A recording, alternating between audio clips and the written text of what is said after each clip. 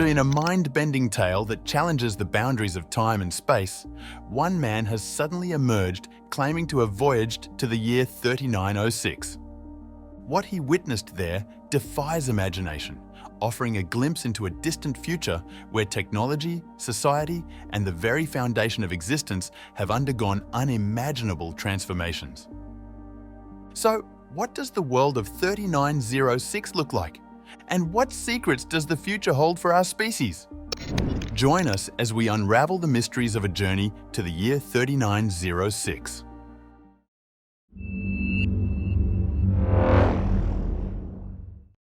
In 1924, Paul Amadeus Dinnock, while teaching the German language in Greece, was grappling with tuberculosis and harboured a fervent desire to return to his homeland in Switzerland. In light of his deteriorating health, he entrusted his extensive handwritten notes comprising hundreds of pages to his favoured language student, Georgios Papahatsis. Dinnock intended that the translation of these notes would aid Papahatsis in his pursuit of German language studies. They bid farewell, unaware that it would be their final meeting. As Papahatsis commenced the translation process, he encountered unexpected content within the pages. The notes revealed comprehensive passages discussing a prophesied nuclear conflict, the prospect of colonizing Mars, the establishment of a global government, and insights into flying vehicles, holographic technology, and contact with extraterrestrial life. Initially dismissing the material as science fiction, Papahatsis underwent a gradual realization as the text unfolded. Astonishingly, what he believed to be a work of fiction turned out to be Dinnock's diary. Within its pages, Dinnock chronicled a remarkable experience: his descent into a coma in 1921 and subsequent awakening in the year 3906. It became apparent that Dinnock had undergone a peculiar time slip, spending an entire year in the distant future. Capturing every detail he encountered, Dinnock's writings presented a chronicle of his extraordinary journey through time. This is how it all started. In May 1921, during one of Paul Dinnock's instructional sessions in his college language class, he began experiencing a bout of dizziness. Notably, Dinnock had a history of health issues, and this instance led to his eventual hospitalization. Subsequently, he succumbed to a severe fever, causing intermittent lapses into unconsciousness. During these episodes, Dinnock perceived the presence of various individuals surrounding him, yet his weakened state prevented effective communication. Upon regaining consciousness, he found himself in an unfamiliar hospital room, surrounded by people donning peculiar attire and conversing in an unfamiliar language. Being a language teacher, Dinnock recognized a few words resembling English and Swedish. Attempting communication proved futile, as no one comprehended his attempts. Eventually, a doctor identified his language and endeavored to communicate using a fragmented form of German. The doctor introduced himself as Andreas Northam, a renowned physics professor who had encountered an accident. Perplexed, Dinnock expressed unfamiliarity with the name Andreas Northam. To clarify, he was presented with a mirror, revealing a visage foreign to him. This revelation elicited visible distress in Dinnock, prompting tears and an emotional outburst. He grappled with the belief that he might be deceased or perhaps suffering from a profound mental disturbance. In desperation, Dinnock asserted his identity as a modest language teacher from Switzerland, expressing bewilderment at the unfolding circumstances. The mention of Switzerland prompted a reaction from the medical staff, leading to inquiries about the current year. To this, Dinnock confidently stated that it was 1922. A palpable silence enveloped the room as the older physician stepped forward, revealing that the actual year was 3906. Dinnock, skeptical and disbelieving, gazed out of the window to witness a surreal landscape with towering buildings piercing the clouds and gravity-defying vehicles whizzing by. Overwhelmed by this alien reality, Dinnock succumbed to unconsciousness once again. After 3 days of vigilant observation, Dinnock exhibited signs of recovery, gaining enough strength to ambulate. He vividly described his surroundings, recounting walls crafted from crystal offering a panoramic vista, and objects fashioned from warm, pastel-colored glowing metal. Guided through a corridor, he arrived in a spacious room where he encountered two venerable figures adorned in white robes. Initially perceived as priests or kings, they were referred to as electors with an eye, embodying the role of sagacious elders. Until this juncture, medical professionals had attributed Dynek's experiences to potential brain trauma, dismissing the notion of him hailing from a bygone era. However, upon thorough questioning by the electors, they came to believe Dynek's extraordinary tale. The electors possessed knowledge of a rare psychic phenomenon termed a consciousness shift, wherein an individual's mind or soul could undergo transference into another person's body. In Dynek's case, they speculated that during an accident involving Andreas Northam, whose body Dynek was purportedly inhabiting, Northam experienced clinical death for 15 minutes. Medical interventions, including brain cooling and subsequent heart reactivation, marked the turning point. The electors postulated that it was during this critical juncture that a personality shift occurred, transporting the consciousness of Paul Dynek into the body of Andreas Northam and catapulting him 2,000 years into the future. Enoch explores the concept of consciousness, transcending linear time, and discovers that, according to the electors, everyone's consciousness exists simultaneously throughout time and space. This rare event prompts the summoning of a man named Stefan. Stefan, privy to the true identity of Andreas Northam, a close friend of his, is tasked with helping Northam regain his memories to reverse a personality shift. The plan is for Paul Dynek to assume Northam's life, while Stefan imparts modern societal knowledge to Dynek. Stefan agrees to visit Dynek daily to educate him about contemporary society.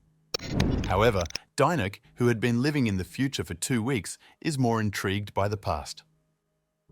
In the 1920s, Dynek suffered from encephalitis lethargica, also known as sleeping sickness.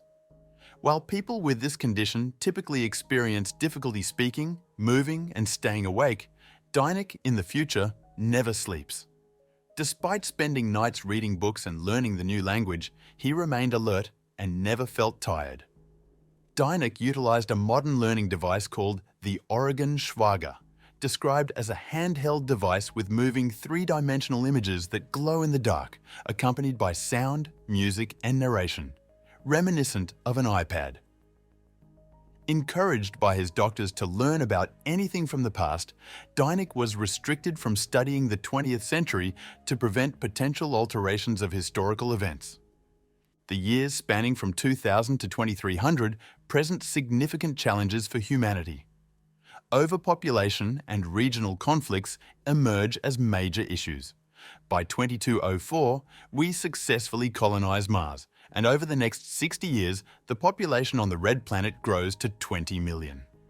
However, in 2265, a planet-wide catastrophe, possibly a large impact event, occurs, wiping out the entire Martian colony.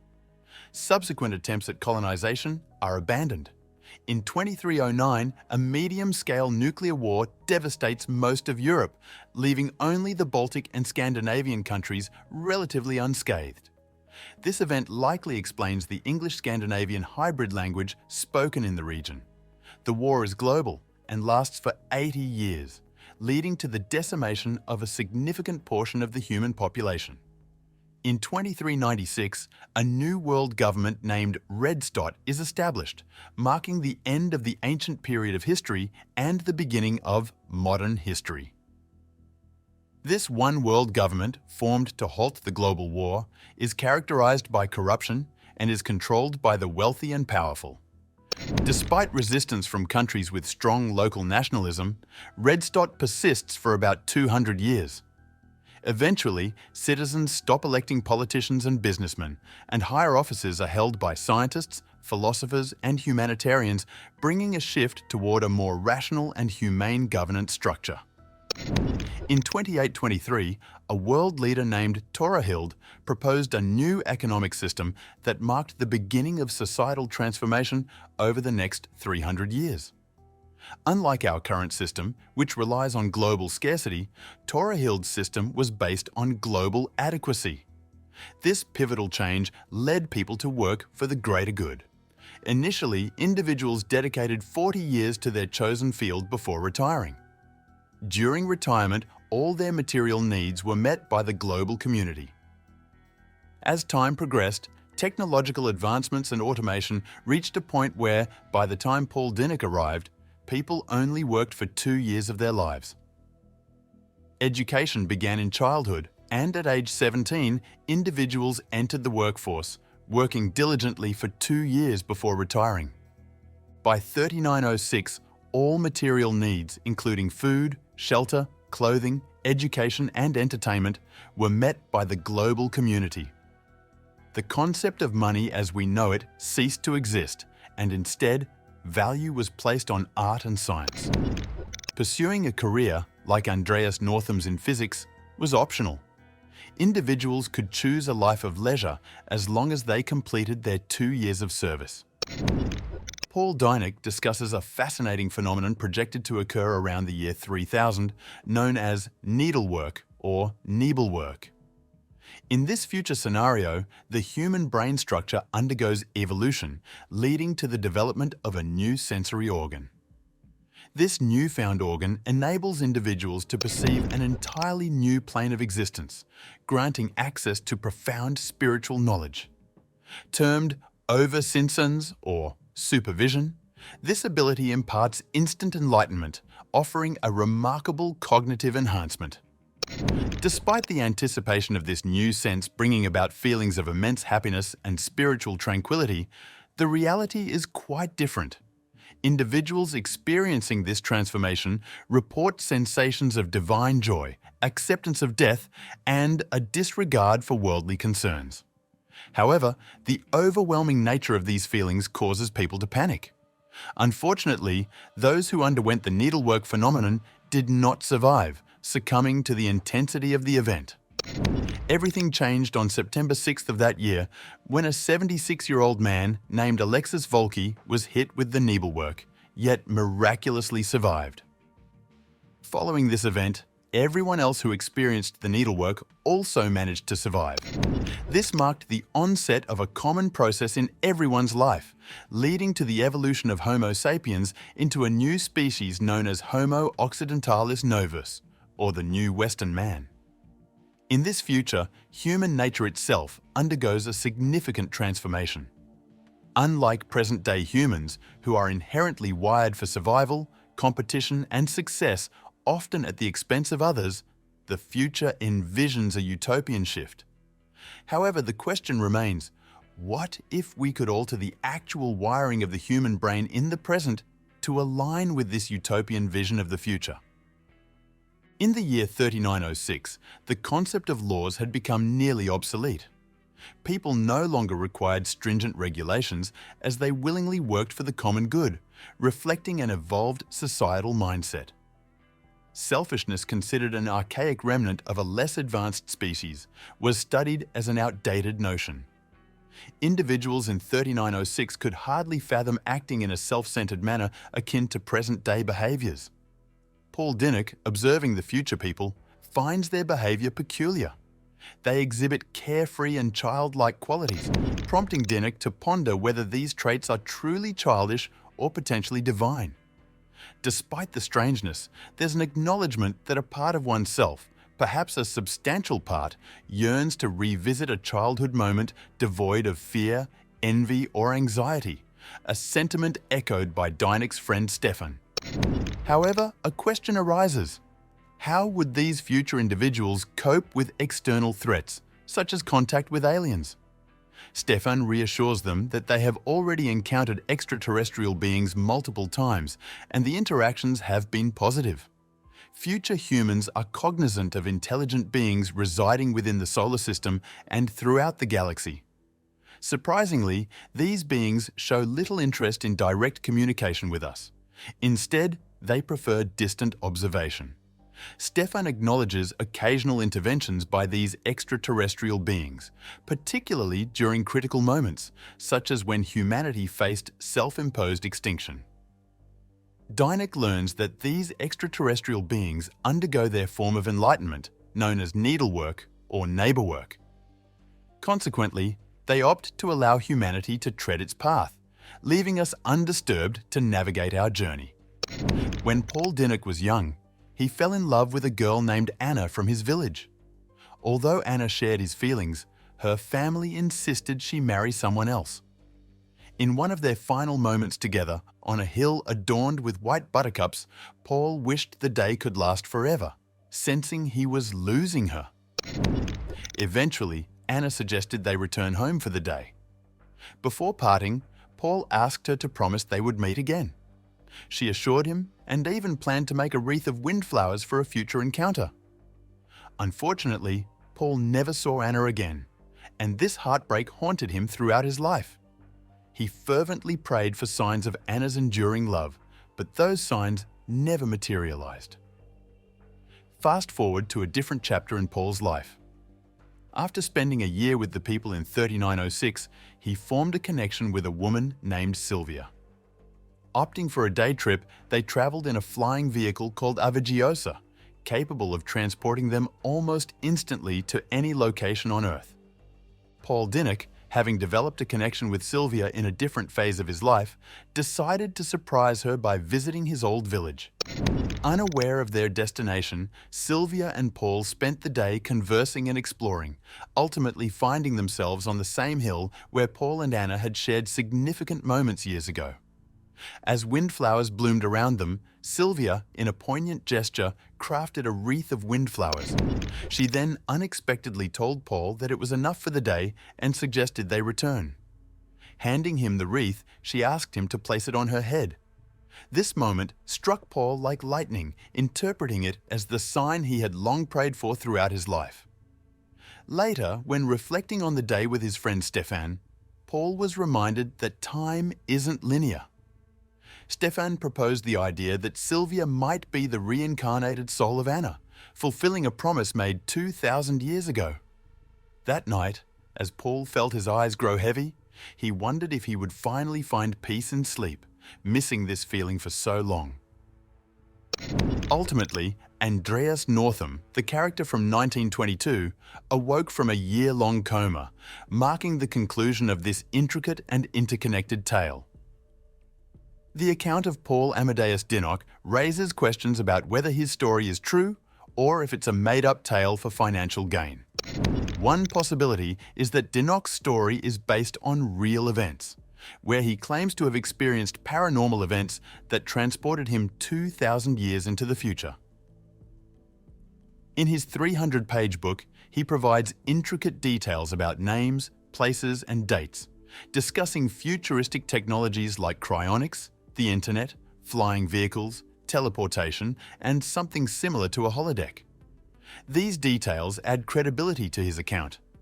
During his comatose state, Dinick believed he was living in reality, unaware that it was a complex web of vivid dreams.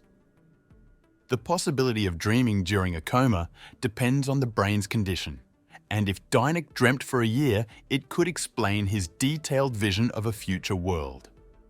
An alternative theory suggests that Paul Amadeus Dinick might be a fictional character and his entire existence could be a fabrication. This theory raises doubts about the credibility of the narrative, prompting a critical examination of the events described in the book. Despite the limited popularity of Paul Dinick's story, it has gained attention on online platforms like blogs, podcasts, and videos. One interesting detail across these outlets is the use of a specific photo in the thumbnail. What often goes unmentioned is that this image is a mugshot of Daniel Tohill, who faced theft charges in New Zealand in 1908. Moreover, Dinick supposedly resided in Zurich during the 1920s, a period not too distant in history. However, meticulous city records from that time in both Zurich and Athens, where Dinick claimed to be teaching, reveal no trace of an individual by that name or anything resembling it. Georgios Papahatsis, the translator and publisher of the story, asserted his unsuccessful attempts to locate Dinick in later years. He attributed this difficulty to Dynek's alleged service for Germany in World War I, during which he purportedly changed his name upon relocating to neutral Switzerland, leaving his true identity shrouded in uncertainty. Adding to the intrigue, the original handwritten diary that supposedly chronicled Dynek's extraordinary experiences is mysteriously missing. According to Papahatsis, during the wartime period in Greece, his residence underwent a search by the military, resulting in the seizure of the German language notes. Regrettably, they were never returned, raising suspicions about the circumstances surrounding their disappearance. The situation becomes even more dubious when considering parallels between Dynek's narrative and H.P. Lovecraft's work, specifically The Shadow Out of Time. Lovecraft's tale, written in a first-person diary format, details a protagonist who falls into a coma and awakens at a different time. While Dynek's account places him in the future, Lovecraft's hero experiences a similar temporal displacement, but in the past. The similarities have not gone unnoticed, with some suggesting that Dynek's story may have been influenced by Lovecraft's work. Given that The Shadow Out of Time was published in 1936, this raises questions about the timeline, casting doubt on the authenticity of Dynek's purported experiences in the 1920s. The convergence of these details prompts skepticism about the veracity of the entire narrative, leading some to question whether Dynek was indeed a real person or if the story is, in fact, an elaborate hoax. Georgios Papahatsis was a highly esteemed law professor and intellectual, having served as a jurist on Greece's Council of State, which is akin to their Supreme Court. His expertise spanned administrative law, social studies, and humanities, a testament to his serious and scholarly background. Interestingly, these same themes are reflected in Paul Dynek's diary. It seems likely that Dynek's book was crafted by Papahatsis as an intellectual exercise and exploration of human spirituality. The inclusion of sci-fi elements and a love story could be seen as literary devices rather than an attempt to present the events as factual. In the age of the internet, however, where stories can quickly gain traction, it's challenging to ascertain Papahatsis's original intent. While it's plausible that he never intended for the narrative to be taken seriously, the nature of the internet era makes it difficult to predict how people might interpret and believe such a tale of a time-traveling coma patient. Thank you for watching another episode of Voyager while you're still here. Click the video on your screen to see more mind-blowing videos like this one.